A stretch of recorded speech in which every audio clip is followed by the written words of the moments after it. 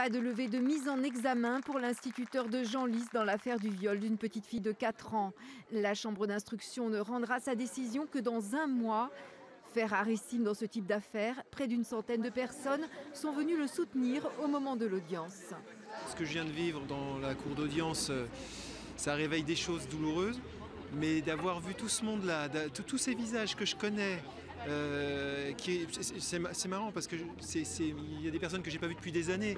Donc j'ai l'impression de marcher dans ma vie et de retrouver un petit peu plein d'images de ma vie qui revient. Donc c'est fort. Et puis ils me soutiennent, ils sont forts. C'est vrai que c'est émouvant, c'est très émouvant. Le comité de soutien annonce déjà d'autres rassemblements dans les semaines à venir. C'est pas possible. Voilà, moi c'est... Un couple comparaissait aujourd'hui devant le tribunal correctionnel de Dijon pour non-assistance à personne en danger. Loïc Nicolas et Coralie Patin habitaient dans le même immeuble que Jonathan Ventillard, retrouvé agonisant au pied de son logement à Auxonne le 14 avril 2007. Roué de coups, il décédera 6 jours plus tard. Au cours de l'enquête, l'homme aurait reconnu avoir enjambé le corps inerte du jeune homme. Pourtant, le couple a choisi de ne pas alerter les secours.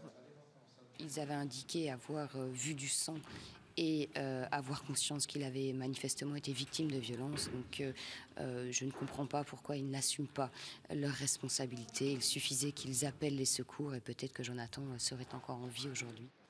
La procureure a requis 2 ans d'emprisonnement avec sursis à l'encontre de Loïc Nicolas, mise à l'épreuve et obligation d'indemniser la famille. 1 an avec sursis pour Coralie Patin. Le jugement a été mis en délibéré au 23 octobre.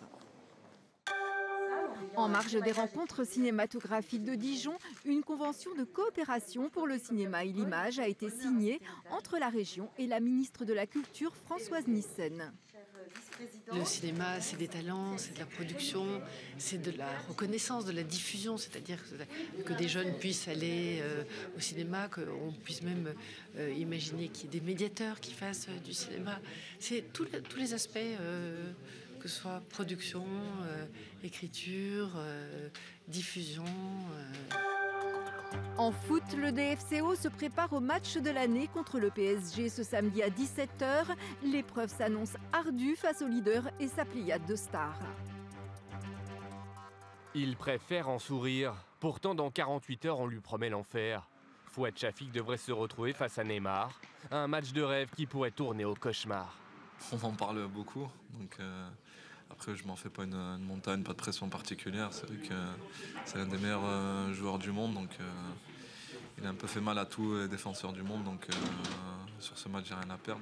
Entre la meilleure attaque du championnat qui tourne à près de 4 buts par match et la moins bonne défense qui a toujours encaissé au moins 1 but à chaque sortie, il y a de quoi avoir des sueurs froides. Il faudra donc un bloc défensif très solide pour espérer. Non, on n'angoisse pas. Après, c'est un match comme un autre, même si, comme je l'ai dit, ils ont une force de frappe offensive impressionnante. Mais voilà, c'est un match comme un autre. Ils peuvent être dans un moins bon jour, nous dans un très grand jour. Donc voilà, c'est sûr qu'il ne va pas falloir être à 50% sur ce match-là, parce que sinon on risque de déguster. Après tout, Dijon a souvent joué les yeux dans les yeux face aux gros et pourrait profiter d'un PSG perturbé par les blessures, la fatigue de ses Sud-Américains et sans doute plus motivé par son prochain match de Ligue des Champions. On sait que ce sera très difficile.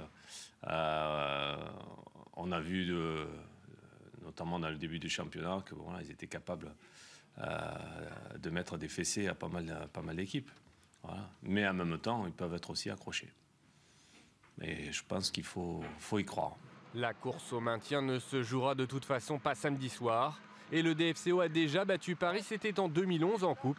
Une autre époque. Le redouté Kylian Mbappé n'avait alors que 12 ans. Le France Electric Tour est passé par Arleux dans le Morvan. Une vingtaine de voitures et de motos participent à cet événement. Le but, familiariser le public avec les performances de ces véhicules. C'est beaucoup plus silencieux.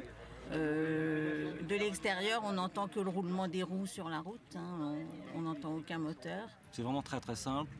Il n'y a pas de problème particulier.